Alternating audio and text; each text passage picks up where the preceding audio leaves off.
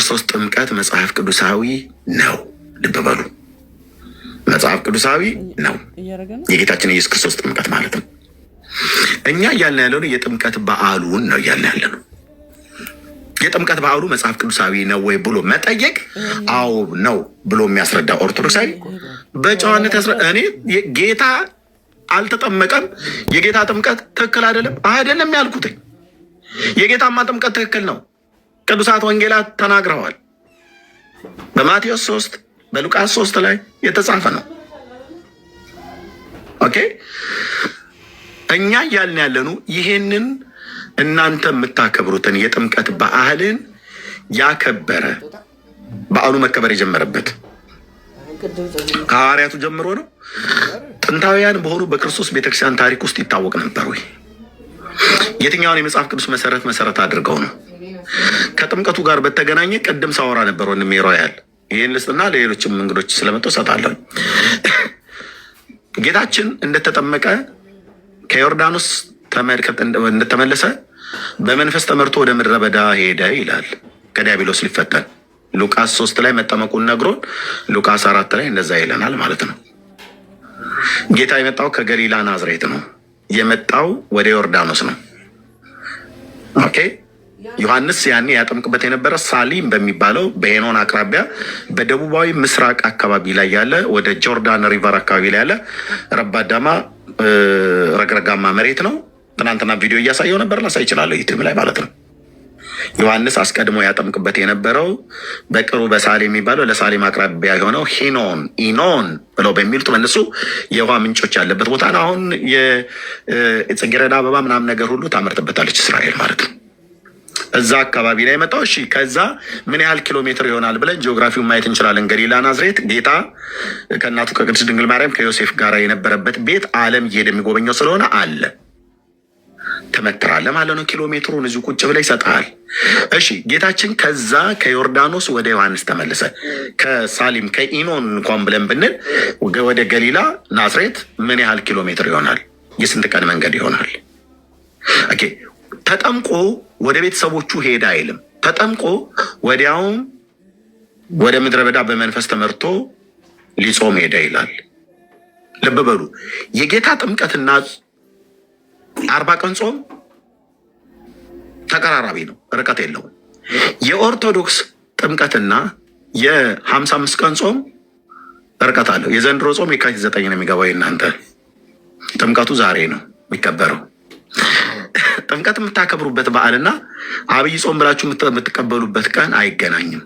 ኢየሱስ ግን ጥምቀቱን ተጠምቆ ወዲያውኑ ወደ ዮርዳኖስ ሄደ ይላል። ሶሪ ወደ ምድረ በዳ ሄደ ይላል እና ተጠመቀ። በቀንም አትገናኙ፣ በወርም አትገናኙ። በቀን ማለት ጌታችን 40 ቀን ጾመ፣ እናንተ 55 ቀን ጾማላችሁ። እሱ ሳይበላ ሳይጠጣ ጾመ። እናንተ ግን የጾም በየአይነትና ስልጆን ከተሰነገ ቃሪያና ካልተሰነገ ቃሪያ ጋር ድራሹን አጥፍተህ አድመጠኝ። ኢየሱስ ሰው አይደለም እንዴ? ኢየሱስ እኮ ሰው ስለሆነ ሮያል እባክህ ኩላት አውራ። አምላክ የሚሆን ነገር የሰው በየአይነቱ በላችሁ ብለህ ልትከሰን ነው እንዴ? አምላክ አይጾምም ነው ብዬ እኔ ከፈለክ ምንም ነገር ብላ፣ ግን ኢየሱስ የጾመውን ጾም ነው የምንጾመው ብለህ እኛ ላይ ሙድ አትይዙም ነው ብዬ የምልህ። ኢየሱስ የጾመው ጾም 40 ቀን አልበላም 40 ቀን አልበላም አልጠጣም ነው ብሎ የሚለው። ኦኬ፣ አምላክ ስለሆነ አይደለም የጾመው፣ ሰው ስለሆነ ነው የጾመው። አምላክ ስለሆነ አይደለም የተራበው፣ ሰው ስለሆነ ነው የተራበው። ጌታዬ፣ እኔ እኮ የኢየሱስን ጾም ነው የኢየሱስ ጥምቀት ነው ብላችሁ የምትሉት ነገር እኮ ነው ጥያቄ እንድንጠይቅ ያደረገው እንጂ እኮ አባቶቻችን የሰሩልን ጾም ነው ብለህ እኮ መጾም ትችላለህ። ሲልጆህን እየበላ መጾም ትችላለህ፣ መብትህ ነው። አሳ ኮተሌት፣ አሳ ጉላሽ እያልክ ከአሳ ውጭ አሳ የተጠበሰ ያልተጠበሰ ደም አለው ደም መብታችሁ ነው፣ መብላት ትችላላችሁ። ግን ከ16 አይነት ወጥ ጋር አንድ የጤፍ እንጀራ ድራሽ አባቱን አጥፍተህ ካበቃ በኋላ ያላበው ብለህ የጾም ማኪያቶ ብለህ በሸኖ ለጋ ጠዋት ገንፎህን አጭደህ ጨጨብሳም በልተህ እያጋሳህ ኮካኮላና አምቧ እየጠጣህ ኢየሱስ 40 ቀን ውዴ የጾመው ጾም ላይ አትቀልዱ ነው እያልን ያለ ነው። ይሄን ደግሞ ይሄን በመጾማችሁ ጨርሼ ልስጥህ። ይሄን በመጾማችሁ ሐዋርያት ናቸው፣ የጴንጤ ሐዋርያቶች ናቸው። አድመጣይ ቆይ ሮያልዬ ፕሊስ አደራ በጌታ ይሄን በመጾማችሁ ደግሞ እኮ እኛ እኮ እንድንናገራችሁ የሚያደርገው ራሳችሁ ዝም ብላችሁ መጾም አባቶቻችን የሰሩልን ነው ብላችሁ መጾም ትችላላችሁ፣ መብታችሁ ነው። እኔ ኢየሱስ ጋር ታጠጋጉ ነው ብዬ የምልህ ካጠጋጋ ጠይቃለሁ። እኔም ኢየሱስ ጋር ለምሳሌ የምንለው ኢየሱስ ጋር ብለን የምናጠጋጋው ነገር ካለ መጠየቅ ነው ያለብን። ኦኬ እኔ አሁን እስከ ዛሬ ድረስ የገናን በዓል አከብር ነበረ። ከዚህ በኋላ ግን የገናን በዓል አላከብርም። ታኅሳስ 29 ቀን ጌታ አልተወለደም ለሚጠይቀኝ ሁሉ ይምጣ። የብሉይ ኪዳን የካህናቱን ዝርዝር የአብያ ወገን የሆነው ዘካርያሱን ይዤ ሌዋውያን ካህናቱን በደንብ ፈትፍተን እናወራለን። እጣው መቼ ነው የወጣው? ሉቃስ ወንጌል መጽሐፍ ምዕራፍ 1 ላይ ካህኑ ዘካርያስ ከአብያ ወገን ነው ይላል። ሌዋውያን ካህናት ስንት ካህናት ነበሩ? 24 ካህናት። እጣ ይወጣላቸው ነበር። አዎ እጣንም ለማጠን እጣ ደረሰው ይላል። ያ እጣው መቼ ነው የሚወጣው? በኢትዮጵያ ካላንደር ነው የሚወጣው? አይደለም። በማን ካላንደር ነው የሚወጣው? በአይሁድ ቢብሊካል ካላንደር ነው የሚወጣው። ቢብሊካል ካላንደር እንዴት ነው የሚጀምረው? መቼ ነው የሚጀምረው? የዓመቱ መጀመሪያ መቼ ነው? ዘጸአት መጽሐፍ ምዕራፍ 12 ተወልቅ ብሰማ ይሻላል ሮያል ዝም ብሎ በወኔና በልሞን የለበትም ለማለት ነው። ቴንኪው።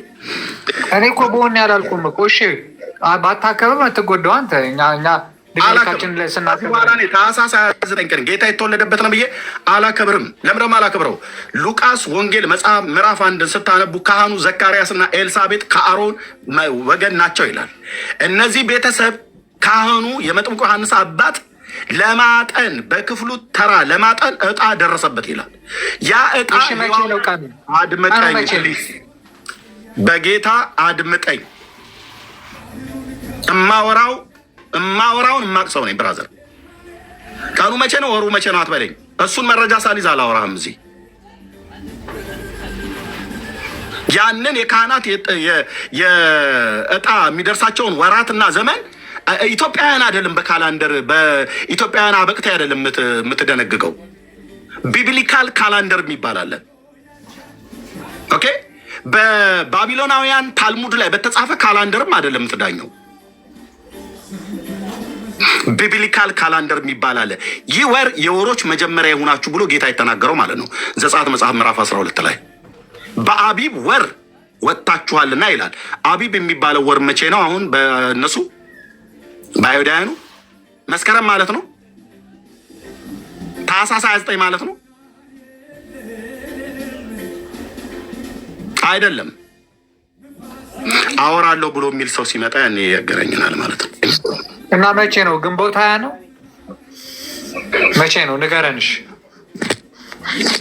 ሪያሊ መጽሐፍ ቅዱስን ማንበብን ቀጥል። ሌሎች ሲሰሙ ሌሎች ገብተው ሲናገሩ ግን በደንብ ብሰማ የምራው እኔ እያልኩ ያለሁት ልብ በሉና ስሙ። ዛሬ ጥምቀትና ያነሳ ነው። እኔ ጌታ እንደተወለደ አምናለሁ። የተወለደበትን ዘመን ምን ብሎ ይነግራል ያለ እግዚአብሔር ቃል ሉቃስ ወንጌል መጽሐፍን ስናነብ 2 የሮም መንግስታትን ይጠቅስልናል። ሉቃስ 2 እና ሉቃስ 3 ላይ መረጃ ሰጣችሁ። ሉቃስ 2 እና ሉቃስ 3 ላይ ሉቃስ 2 ላይ አውጉስጦስ ቄሳር በነገሰበት ዘመን ጌታ እንደተወለደ የህዝብ ቆጠራ በተደረገበት ወራት ጌታ እንደተወለደ ይናገራል። አውጉስጦስ ቄሳር የነገሰበት ዘመን የሮም ኢምፓየር ላይ ሄደ ታጠናለ ማለት ነው። ኦኬ ይሄ ንጉስ ደግሞ በነገሰ በስንተኛው ዓመት ነው የህዝብ ቆጠራ የተደረገው? ታላቋ የሮም መንግስት ያንን የህዝብ ቆጠራ በዓለም ሁሉ እንዲጻፍ ከአውጉስጦስ ቄሳር ትእዛዝ ወጣች ይላል። ግሪካዊው ጸሐፊ ሉቃስ የጻፈው ማለት ነው። ለከበረ ቴዎፍሎስ ሲጽፍለት ሉቃስ ወንጌልን እንዲህ ብሎ ጽፎታል። 4 ነጥብ። ኦኬ ይህ ንጉስ በነገሰ በስንተኛው ዓመት ነበር የህዝብ ቆጠራ የተደረገው? የሮም መንግስት በሚገዛበት ዓለም ሁሉ እንዲጻፍ ብሎ ያለው ያኔ ሰሜን አፍሪካን፣ ዌስተርን ኤዥያና ደቡባዊ አውሮፓን ሮም ቅኝ ግዛት ስለያዘች ማለት ነው። ኦኬ መቼ ነበር ጌታ የተወለደበትን ጊዜ ለማወቅ አውጉስጦስ ቄሳር ህዝብ እንዲቆጠር ቆጠራ እንዲደረግ አዋጅ ያወጣበትን ቀን መታሰብ አለበት። ለምሳሌ ከረዳችሁ ይህን ማውራ አሁን መጽሐፍ ቅዱስን ካላወቀው ሮያልዬ ሩቅ ነህ። ለዚህ ነው ወንድሜ መጽሐፍ ቅዱስን አንብብ ብዬ የምልህ፣ ለሌሎቹም አንቡ ብዬ የምላችሁ።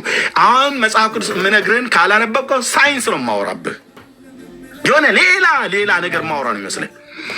መረጃ ከሆናችሁ ለምሳሌ የጥንት ነገስታት ትእዛዝ የሚያወጡበት ቀን አለ። ተወልደው ካልሆነ እንደባቱ በትንቢተ ዳንኤል መጽሐፍ ምዕራፍ 9 ቁጥር 25 እንደዚሁም በእዝራ መጽሐፍት ምዕራፍ 1 ላይ በመረጃ ላሳያችሁ። ሷንኮት ትንሽ እንኳን ሲብል ያልካት የአምላኬ ቃል አያረጅም ይላል ጴንጤው ወገኔ። እውነት ነው። አያረጅም። ጌታዬ ለዘላለም ስም ይባረክ። ልቤን ሐሴት ይሞላዋል፣ ደስ ይለዋል።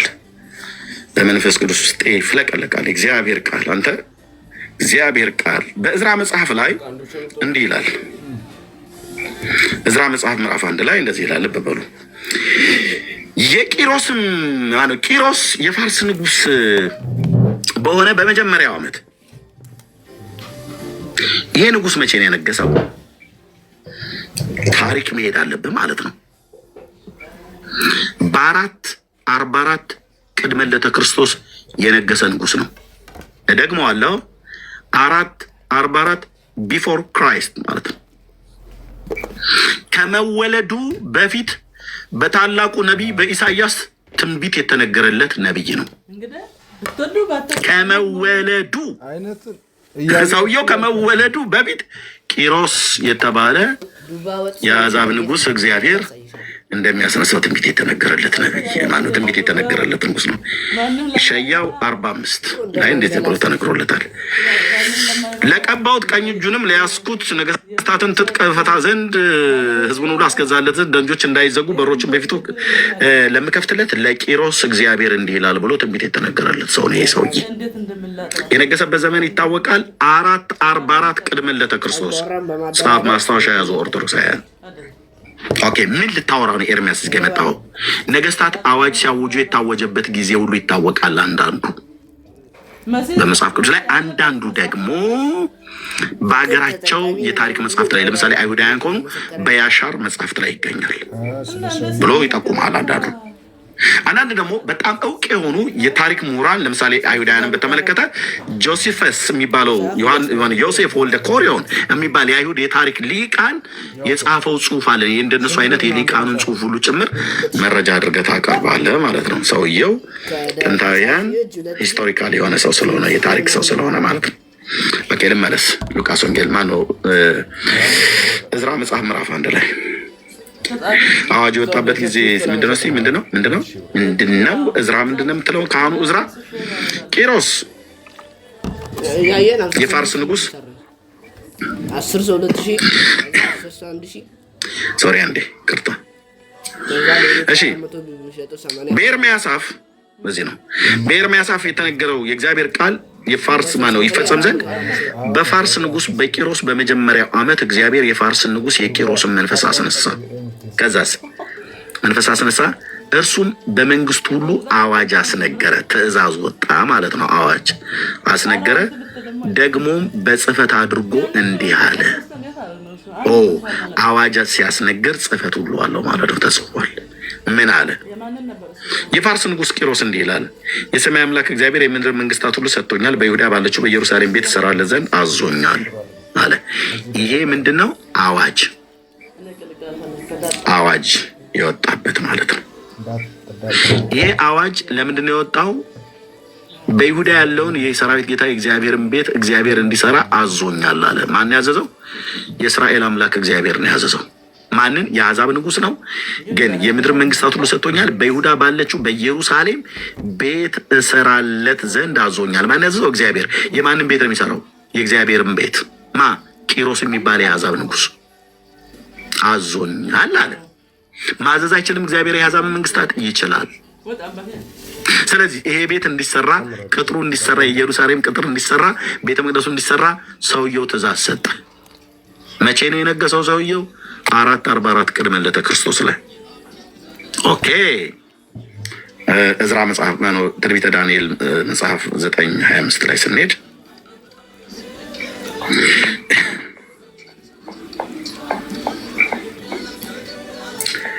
ስለዚህ ሞቅ አስተውል። ኢየሩሳሌም መጠገንና መሰራት ትእዛዙ ከሚወጣበት ጀምሮ ቅድም እዝራ ላይ አዋጅ ብሎ ያለውን እዚህ ጋር ምን ይለዋል ዳንኤል? ትእዛዝ። የማን ትእዛዝ ነው የሚወጣው? እዝራ አዋጅ ብሎ ያለውን ዳንኤል ትእዛዝ ይለዋል። ትእዛዝና አዋጅ አንድ ናቸው? አዎ። የማ ትእዛዝ የማና አዋጅ ነው የሚነገረው? የቂሮስ። ለቂሮስ ትእዛዝና አዋጅ እንዲያወጣ ማን ስላዘዘው ነው? እግዚአብሔር የእስራኤል አምላክ። ምን እንዲል? ቤተ መቅደሱና ቅጥሩ እንዲሰራ እና ዳንኤል ምን ይለዋል? ሱባኤውን ቁጠር ይለዋል። ስለዚህ ነው መጽሐፍ ቅዱስን ካላነበባችሁ አሁን የምነግርህ ሳይንስ ይሆንብሃል፣ አታውቅም። ኦኬ። ትእዛዙ ከሚወጣበት ጀምሮ እስከ አለቃው እስከ መሲህ ድረስ 7 ሱባኤና 62 ሱባኤ ይሆናል። እርሷም በጭንቀት ዘመን ከጎዳናና ከቅጥር ጋር ትሰራለች። ኢየሩሳሌም ከተማ በጭንቅ ዘመን ከጎዳና ጋር ትሰራለች። ከዛስ ከ62ም 7 በኋላ መሲህ ይገደላል። ስለ ኢየሱስ መገደል ነው የሚያወራው። ዳንኤል እኮ ነው ገና ጌታ ባልተወለደበት ዘመን ትንቢት ሲናገሩ የብሉይ ኪዳን ነቢያት እንደዚህ ነው የተናገሩት። በእርሱም ዘንድ ምንም የለም። መሲሁ ከተገደለ በኋላ የሚመጣው አለቃ ህዝብ ይላል። የሚመጣው አለቃ የአሕዛብ መንግስት ማለት ነው። ከዛስ ህዝብ ከተማይቱንና መቅደሱን ያጠፋል። የሚመጣው አለቃ ህዝብ የሮማውያን ማለት ነው። ኦኬ። ከዛስ ህዝብ ከተማይቱን ማንን? ኢየሩሳሌምን። ከዛስ መቅደሱን የቱን? የጌታን ቤተ መቅደስ ያጠፋሉ። 70 ዓመተ ምህረት ላይ የሚፈጸመውን ትንቢት ዳንኤል አስቀድሞ አየው። ፍጻሜው በጎርፍ ይሆናል፣ እስከ መጨረሻ ድረስ ይሆናል፣ ጦርነትም ይሆናል፣ ጥፋትም ተቀጥሯል አለ።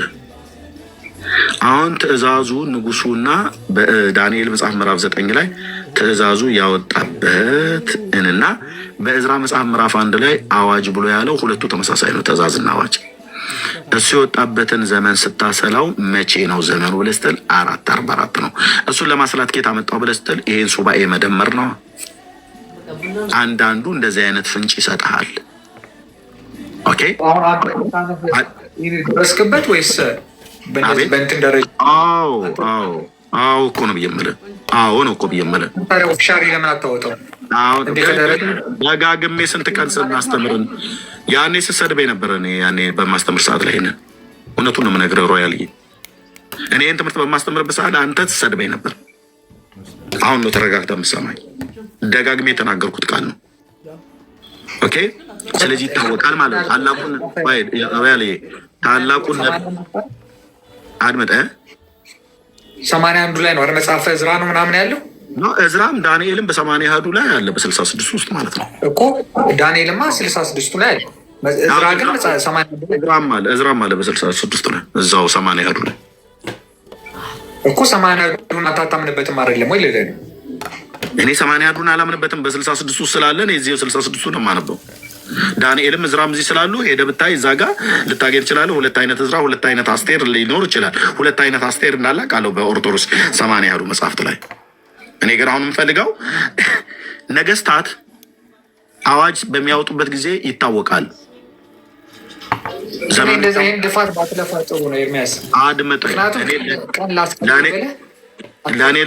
ለእኔ ልፋት አድምጠኝ።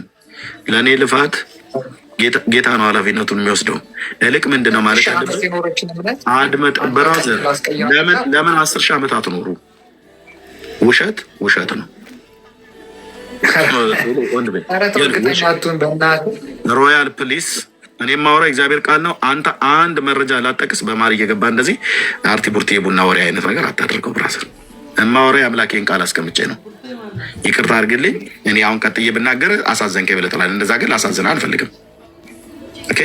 የታሪክም ማስረጃ ሳይኖርህ፣ የመጽሐፍ ቅዱስ ማስረጃ ሳይኖርህ፣ ቢብሊካል ሂስቶሪን ሳታቅ፣ ቢብሊካል ካላንደርን ሳታቅ አንዱም ላይ ልታወራኝ በእውቀት ልታወራኝ ባልቻልክበት በየመካከል ማይክ እየከፈትክ ኢንተራፕት አታርገኝ ፕሊዝ። ብሰማ ትጠቀማለህ ወንድሜ ሮያልዬ፣ እውነቴን የምልህ ብሰማ ትጠቀማለህ። እንደ ጥሩ ንብ ቀሳሚ ኮንክ ትጠቀማለህ። የማወራው ነገር ደርዝ ያለው ነገር ነው። ኦኬ። ነገስታት በዚያን ዘመን አዋጅ ሲያውጁ ምን አልኩኝ? አዋጅ በሚያውጁበት ሰዓት ላይ ይታወቃል አልኩ። አዋጅ በሚያውጁበት ሰዓት ላይ ጽሕፈት ይጻፋል። ለምሳሌ በኢትዮጵያ ነገስታት ጸሐፌ ትእዛዝ ተብለው እንደሚባሉት ይጽፋሉ። የንጉሱ የቅርብ ጸሐፊ ሆነው ይጻፋል። በእስራኤላውያንም ታሪክ በጥንታውያን ነገስታትም ታሪክ ማለት ነው። ልክ እንደዚህ አሁን ቂሮስ እንደሚባለው ናቡከደነጾር፣ የግብፅ ፈርዖኖች፣ የሮም ቄሳሮች ምናምን ነገር እንደዚህ ያጽፋሉ። አሁን ኤንሸንት የተባለው ታሪክ ላይ ሄደ ስታይ አንዳንድ እውነተኛ የሆነ መረጃ ልታገኝ ትችላለህ። ወይ ደግሞ በዚህ ጉዳይ እኔ ምን አደከመኝ ብለህ ካልክ በዚህ ዘርፍ ላይ የተሰማሩ የታሪክ ምሁራን እውነተኛ የሆኑ በዓለም አቀፍ በጣም ትልልቅ የሆኑ ስኮላሮች አሉ። እነሱ በደከሙበት ላይ እግዚአብሔር አምላክ እግዚአብሔር አእምሮ ስለሰጣቸው በትክክል የሰሩት ነገር ስላለ የእነሱን ድርሳናትን ማገላበጥ ነው። እንዴ ይሄን ሁሉ ለምን ደክመው ብለህ ካልከኝ እንዴ ለብዙ ዘመን የተሸከምነውን የእግዚአብሔር በዓል ነው እያላችሁ ታከብሩት የነበረ የእግዚአብሔር በዓል አለመሆኑ እኮ ይኸው ፍንትው ብሎ እኮ እየታየ ነው። የእግዚአብሔር ጾም ነው ስትሉት የነበረ የእግዚአብሔር ጾም እንዳልሆነ እኮ ፍንትው ብሎ እየታየ ነው። ኳስ በመሬት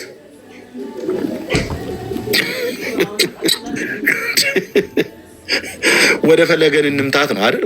ጎል ግን አታስገቡ። እሺ ኳሷን በመሬት አርኳት። ወዴት ነው የምትመታታው? ወደ ፈለግከው። ስትመታት ደግሞ በአባቶችህ ትውፊት ነው የምትመታት። በመጽሐፍ ቅዱስ አይደለም የምትመታት። እኔ በመጽሐፍ ቅዱስ መጣት፣ አንተ በአባቶችህ ትውፊት ልትጠልዛት እና ወደ ፈለገችው ትሂድ፣ የፈለገችበት ትግባ። ግን ኳሷን መሬት አርግልኝ። አሁን ምንድን ኳሷን ከኔ አቅም በላይ አንጠራራሃት፣ አንሳፈፍካት አየር ላይ ኤርሚያስ አውርድልኝ። ተንጠራርቼ ልደርስበት ወደማልችለው የእውቀት ከፍታ ላይ አትስቀልብኝ ነው። ይገባኛል። ብሄሉ በደንብ ነው የሚገባኝ። ሮያልዬ አንተ ችግር የለም። አንድ ዳኛ የሚባል ሰውዬ ከስር አስቆኛል። ሮያል ከእውቀት ነፃ ነው። ይመች ደጀኔ ነው ምናምን ትባል። ስም እንኳን ትንሽ የድሮ ሰው ስም ነው። ትንሽ አፕዴት ብታደርገው ደስ ይለኛል። የድሮ ሰው ስም ነው። አፕዴት አድርግ ስምህ። እኔ ላውራበት ሮያልዬ ፕሊስ። ይህ እኮ አንዳንዱ ካፌቴሪያ እኮ የሚወራ ወሬ ነው እኮ። እዚህ በየመሀል እኔን ታስቆመኝና ካፌቴሪያ ደርሰህ አውርተህ ደጀኔ ስም ቀይር፣ ያክስት እህት ስሟ ማን ነበረ እስኪ አስታውሰኝ፣ አቦዘነች ብለህ ይሄማ በጥንታዊ ጋርዮሽ ዘመን የነበረ ነበር። ሮያልዬ በመድኃኒዓለም ክርስቶስ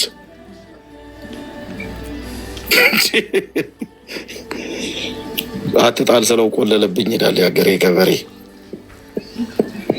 እልቅ ከዛ ይልቅ አሁን ደግሜ ልንገርህ ሮያል፣ እኔ አታውራ እያልኩ አይደለም፣ ግን ኳስ በመሬት አልከኝ አይደል?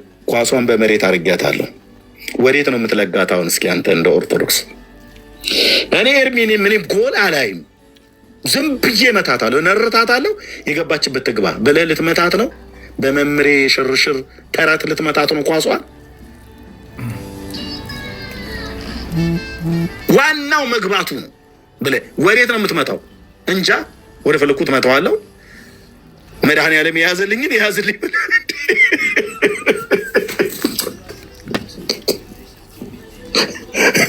እኔ አሁን እኔና ሮያል ኳስ ብንገጥም ሮያል እንደሚያሸንፈኝ በጣም እርግጠኛ ነኝ። እኔ አይሆንልኝም።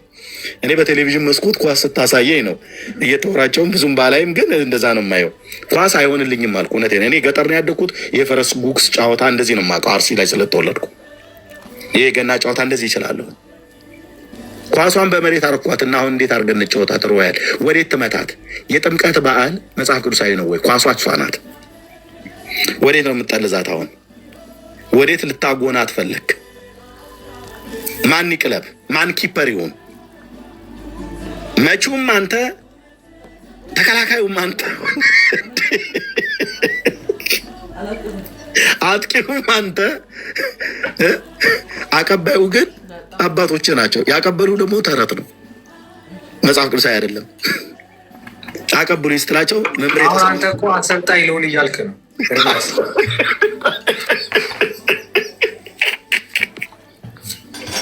እውነቴን ነው።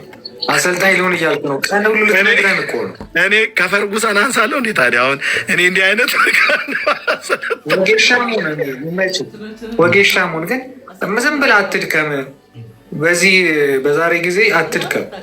ለምሳሌ አሁን አንተ ለእኛ ቀን ልትነግረን፣ ቀን ልናስተካክል፣ አቤት ድካም፣ ከንቱ ድካም፣ ከንቱ ድካም። አንዳንድ ሰው ዝም ብሎ አንዳንድ ነገሮች ሲቧጥጥ ያሳዝነኛል።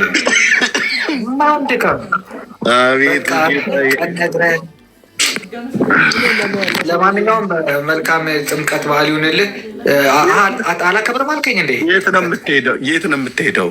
ሮያል ማለት ዛሬ መጽሐፍ ቅዱስ ላንብብ እስኪ። ጥያቄ ልጠይቅ እና መሄድልኝ።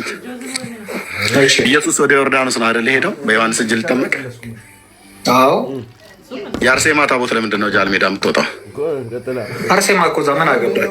ታቦቱ ሁሉ እኮ የክርስቶስ ደምና ኖ እዛ ላይ እኮ ይኸውልህ የአርሴማም የሚካኤልም የገብርኤል ምናምን ታቦት ቢሄድም የአርሴማ ታቦት ለምንድን ነው ጃልሜዳ የምትሄደው ነው ብዬ የምልህ። ያ ሁሉም ታቦት የሚባለው እኮ በተለያዩ ጻድቃና ሰማዕታት ስም ይጠራ እንጂ እንዴ ለዚህ እኮ ብላይንድ አይደለንም እኮ እናውቃለን። አድምጠኝ፣ የአርሴማ ታቦት ለምንድን ነው ጃልሜዳ የምትሄደው? ሮያሌ ለምንድን ነው? አዳምጠኝ። አርሴማ ምናምንም ሆነ ሄደ እኮ ታቦቱ ቢሄድም ያ ታቦት ግን የክርስቶስ ስጋና ደም መቀበያ የሆነው መሰዊያ የሚሄድበት መሰዊያው እኮ የክርስቶስ ደምና ስጋ። ማንኛውም ኦርቶዶክሳዊ ብትጠይቅ መልሶ ይሄ ነው። በቃ ፊኒሽ። እኔ ሁሌ የምነግርህ ቅድም ትላለች የኦርቶዶክስ ማነው የጌታ ስጋ የሚፈተት መፈተቻ መፈትፈቻ የምትሉ ነገር አለ። ግን አንዱ መጽሐፍ ቅዱሳዊ አይደለም ወንድም አለ በጌታ በነገራችን ላይ እኔ አንድ ነገር ልንገርህ ኤርሚያስ፣ ምን አለ መሰለህ ገባ እንደዚህ አሁን ለምሳሌ አሁን ከኔ ጋር እንደዚህ እንደምታወራው በእርግጥ እኔ እናንተ በደንብ ተግባብተን እናወራለን። ብዙ ጊዜ ይገርመኛል፣ ግን ጥሩ ነው እና እንደዚህ እንደምታወራው ለምን ለምሳሌ ከኦርቶዶክስ አዋቂዎች ለምሳሌ እንደነዛ ማርያም ጋር እንደዚህ ብታወሩ ምንም የመሸናነፍ ጉዳይ እኮ አይደለም። አንድ ሌሎቻችን ትምህርት እናገኛለን። በቃ ሌሎቻችን ብንማርስ ብናውቅስ በስሜት ገብተን የምንጫወጨው ቢቀርስ ወንድሜ ጥሩ አይደለም። ግን ይህን ልናገርና ለወንድምነት ልስጠው ምንም ልናወራ ስላልቻልን ማለት ነው። በሀገራችን በገጠርኛው አባባል ስጋ ጥራ ቢሉት የሚል አንድ አባባል አለ። ጣፊያ እንዳለ ይላል። እስኪ ስጋ ጥራልን ብሎ አሉት አንዱን ሰውዬ። እስኪ ከስጋ ዝርያ ጥራልን ብሎ ሲሉት እንደዚህ ሻኛ፣ ሽንጥ፣ ታናሽ፣ ታላቅ የሚለውን ይጠራል ተብሎ ሲባል ስጋ ጥራ ቢሉት እኔ ገጠርኛ ሰባኪ ነኝ፣ የገጠር ሰባኪ ነኝ። ብሂሌም ገጠር ነው፣ ምሳሌም ገጠር ነው። እኔን ተወኝ ለገጠርኛው ማለት ነው እንዴ። አድመጠኝ። ባልሰለጠነው በገጠርኛው ነው የምነግርህ። እኔ ገጠሬ ነኝ፣ የገጠር ሰባኪ ነኝ። ገበሬው ነው አምጥቶ ሰባኪ ያደርገው ጌታ ኢየሱስ። ኦኬ።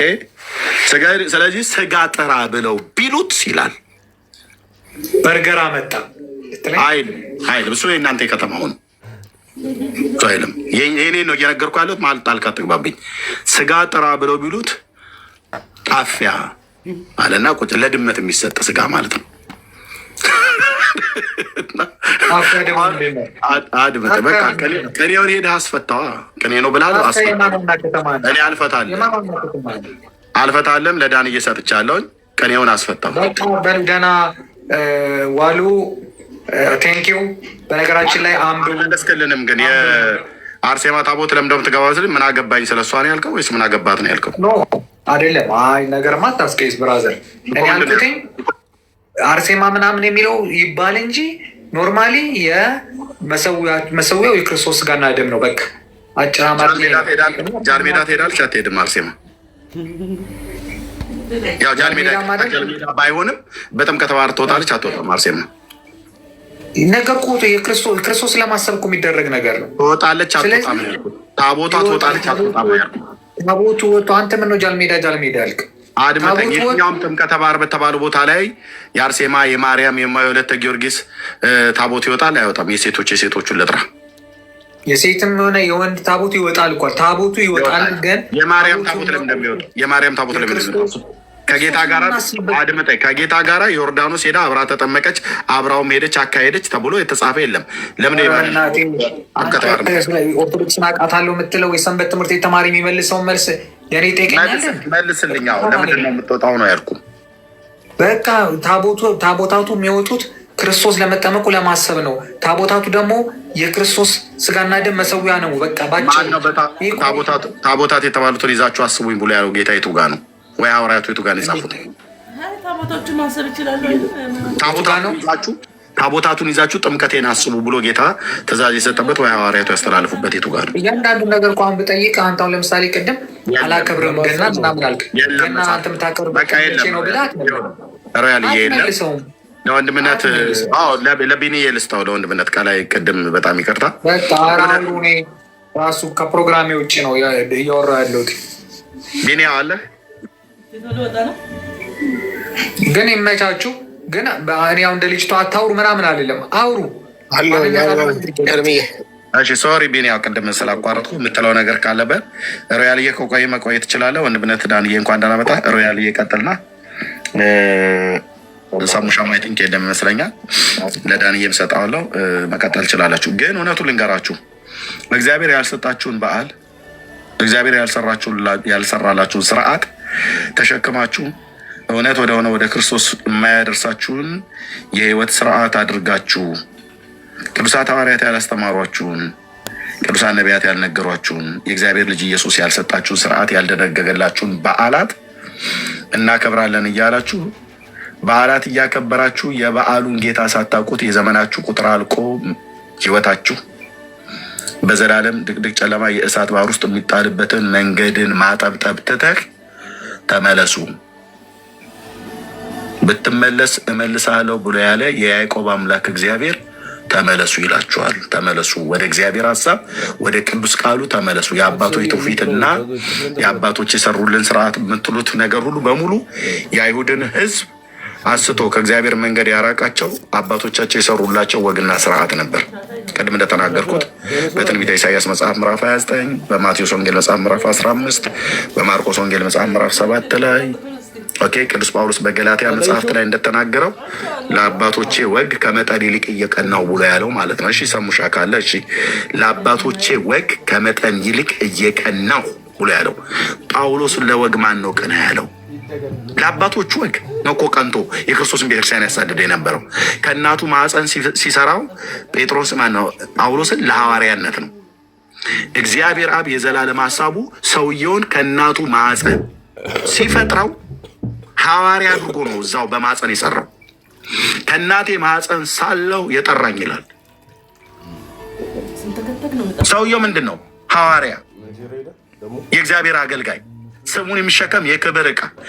ገና ከእናቱ ማፀን ሳይወጣ በፊት ልዑል በተቀደሱ እጆቹ የሰራው ለሐዋርያነት ነው።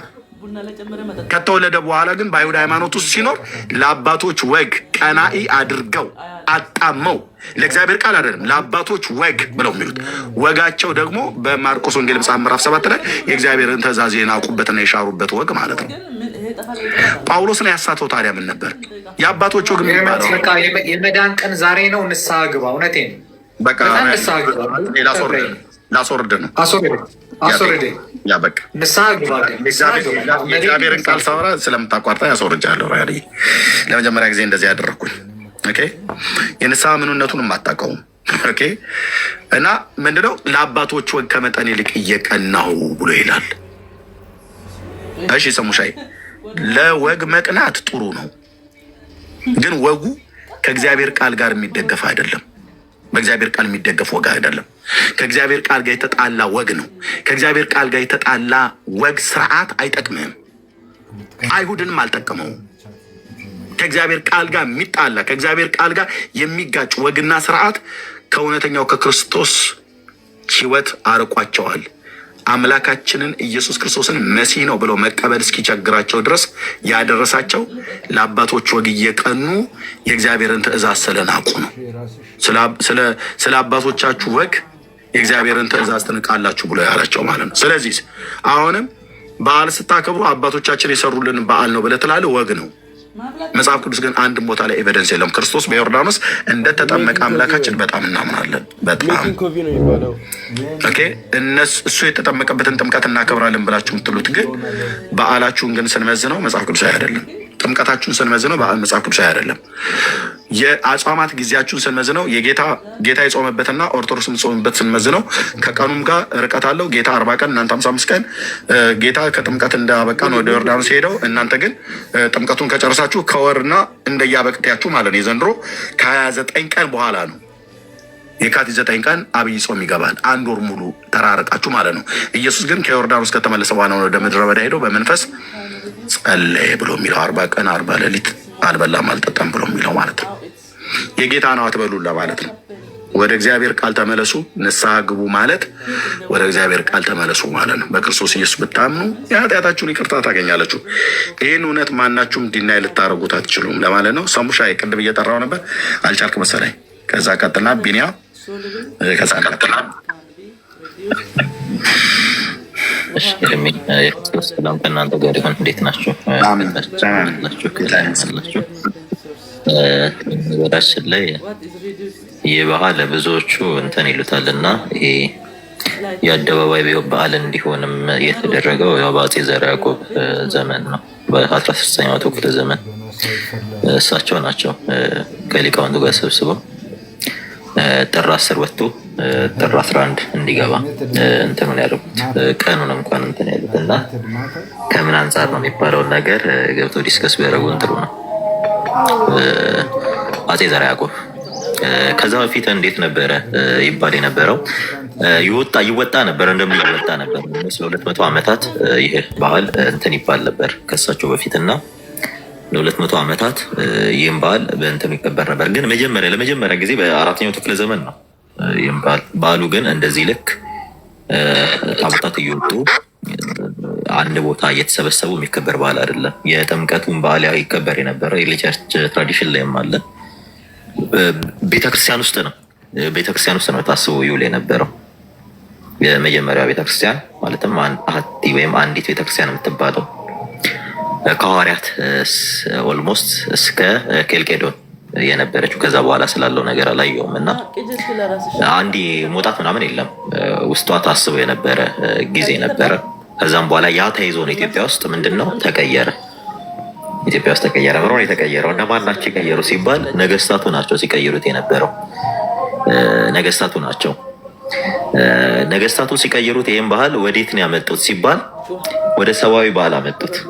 ማለትም መጨፈር፣ በቃ ይሄ ምንድነው ይሄ መተጫጫ ምን ጀስት እኔ ከምን አንግል አንጻር ይሄን እንዲህ አይነት ነገሮች ሰዋዊ ኖርሞች እንደገቡበት አላውቅም። በጠቅላላ ሰው ነው የሚሸተው። የሚጨፍር ሰው አለ። ዘፋኝ መንግስተ ሰማያትን አወርስም ይላል። እዛ ግን በጣም ሰክሮ እንትን የሚል ሰው አለ። በጣም ብዙ ከሃይማኖታዊነቱ ይልቅ ሃይማኖታዊ የሆኑ ስርዓቶች ይበዙበታል። ሃይማኖታዊ የሆኑ ስርዓቶች ይበዙበታል። ይሄን ለምንድን ነው ዝም የሚሉት ሲባል በጣም ያሳዝናል። ይሄ ባህል ምንድን ነው ከካልቸር ይሄ ምንድን ነው ይሄ እንዲህ ብላችሁ የሆነ ካራክተራይዝ ልታረጉት እንኳን ከሚከብዷቸው ስርዓቶች ጋር አንድ ላይ ተያይዟል። ፋክቱ ይሄ ነው። ከመጀመሪያው ቤተክርስቲያን ጀምሮ ባሉ ይከበር የነበረው ግን ቤተክርስቲያን ውስጥ ቀኑ ታስቦ ይውል ነበረ የመጀመሪያዎቹ ክርስቲያን። ከዛ በኋላ ግን ኢትዮጵያ ውስጥ እየተሰራ ያለው አሁን ላይም ብታዩ ያለው ነገር ክርስቲያናዊ ነው። እሱ ትልቅ ጥያቄ ነው። ምክንያቱም እየወጡ ምንድነው ያ ሁሉ ነፍስ ለእግዚአብሔር አያስፈልጉትም ወይ? ለምንድን ነው የሚጨፈረው?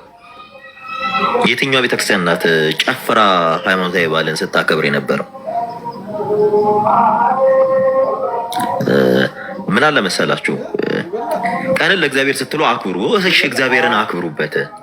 ቀንን ለእግዚአብሔር ብላችሁ ካላከበራችሁ ምንም አይጠቅማችሁም። በነገራችን ላይ አይጠቅማችሁም። ማንም ሰው መጥቶ ማብራሪያ መስጠት አይችልም።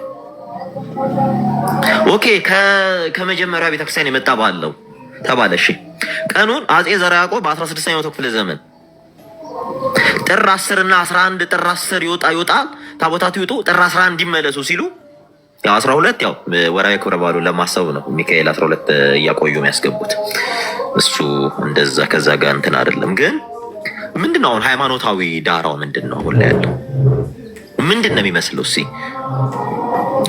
ተጨፍሮ የሚመለክ አምላክ አለ ወይ? ይጠጣሉ ሴቶቹ በጣም ግልጥ ሰው ኢንቴንሽናሊ እንዴ በጣም ሀምብል ሆነው እኮ ነው በተስፋ በደስታ የሚያለቅሱበት እግዚአብሔርን የሚያዩበት በዓል ነበር ድሮ ጥንት። አሁን እሳ ሚስት ፍለጋ እኮ ነው የሚካሄደው። ጠጥቶ ሰክሮ በግሩፕ ያለ ግሩፕ የሆነ ቲሸርት አንድ አይነት ያዙ ይልቀቁኝ እስክስ ይሄ ጭፈራ ምናምን ተው ሚላቸው እንኳን የለም። ሰው እየዘመረ እዚህ ጋር እንዴት እዚህ ጋር ይጨፍራል? ኦኬ የመቅደሱን ስርዓት እናካሄዳለን እያላችሁ እዚህ ጋር እንዴት ነው ከመቅደሱ ስርዓት ቤተ መቅደሱን አይደል ይዛችሁ የምትወጡት? ቤተ መንግስት ውስጥ ጭፈራ ማለት እኮ ነው። ቤተ መቅደስ ውስጥ ጭፈራ ማለት ነው። አይከብድም እንዲህ አይነት ነገር? እውነት ሃይማኖታዊ ነው ወይ ይሄ ባህል? እሺ ሃይማኖታዊ ከሆነ ማንም ይከበርበት? መቼስ እግዚአብሔር አይከበርም። ሰይጣን ደስ ብሎት የሚገባበት ቀን አንዱ ይሄ ቀን ነው። በነገር በጣም ኢንጆይ የሚያደርግበት፣ በጣም ሴሌብሬት የሚያደርግበት፣ ብዙ የቤት ልጆች ክብራቸውን የሚያጡበት፣ ብዙ ለጥምቀት ያልሆነ ቀሚስ ይበጣጠስ እየተባለ እውነት ክርስቶስ ይታሰብበታል ወይ?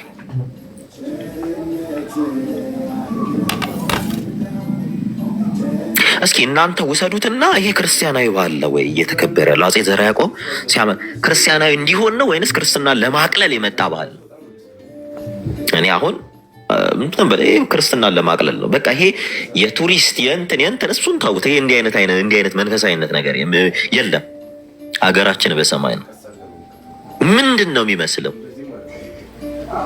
ወዴት ነው እየወሰዳችሁት ያላችሁት? ክርስትናው ምን እያደረጋችሁ ነው? ሚዲያ ላይ ብታዩት እኮ የተወሰነ የሆነ ግሩፕ አለ፣ የሚዘምር ግሩፕ አለ። በቃ ይሄ ምንድን ነው? ይሄ አርቲፊሻል የሆነ ነገር አለ አይደል? ታውቃላችሁ? አርቲፊሻል የሆነው ፓርት ደስ ይላል ወዳጄ። እዛ ጋር የሚዘምረውን ከምታሳየን ለምን ለሚጨፍረው ወንጌል አሰብክለትም? እዛ ጋር ለምን አጠገብ እንደዚህ በቃ አንተ ክብርህ ልብስ ነው አይደል? ንጽህና ይሄ እንትን ይያዛል። ይሄ ምንድን ነበረ? መለከት ይያዛል ምናምን አታሙ ምናምን በቃ ይሄ ምንድን ነው ታውቃላችሁ አይደል? ይሄ አርቲስቲክ የሆነ ነገር ወዳጄ፣ ካንተ ያ አርቲስቲክ ለመቀረጽ ምን ለማለት ተዘጋጅተህ ምናምን ከዛ ይልቅ የሚጠፋው አንድ ነፍስ የሚያሳስበው ጌታ ነው ያለ። ያችን ሳምራዊ ሴት እንትን ሐዋርያቱን ጥሎ ሳምራዊ መንደር ሄደው አያሳስባችሁም ወይ? እዛ የምትኮለኮሉ በጣም ይሄ የአማረ በቃ አለባበሳችሁ በቃ የሆነ ጅንን ብላችሁ እውነት አያሳስብህም ወይ? አያስለቅስህም? እኔ አንተም ብሆን የክህነት ልብሴን አውልቄ ጥለዋለሁ። እኔ ህዝቡን ማላድን ከሆነ እረኛ ተብዬ ህዝብን ማልሰበሰብ እኔ አውልቄ ነው የምጥለው። ምን ይጠቅመኛል? ምን ይጠቅመሃል? አይጠቅምህም። አትጀነኑ። በቃ ታምራላችሁ። ይኸው አላችሁ በቃ ለብሳችሁ ምናምን በቃ ታምራላችሁ፣ ግን ሞታችኋል። አስክሬን ላይ የፈለገ ወርቅ ብትለብጥበት አታስነሳው። እንደዛ አይነት ነው ሴርሞኒ ሁሉ። ስለ ሴርሞኒው ልንገራችሁ። ህዝብ እዚህ አይንህ እያየ ካህን ሆነ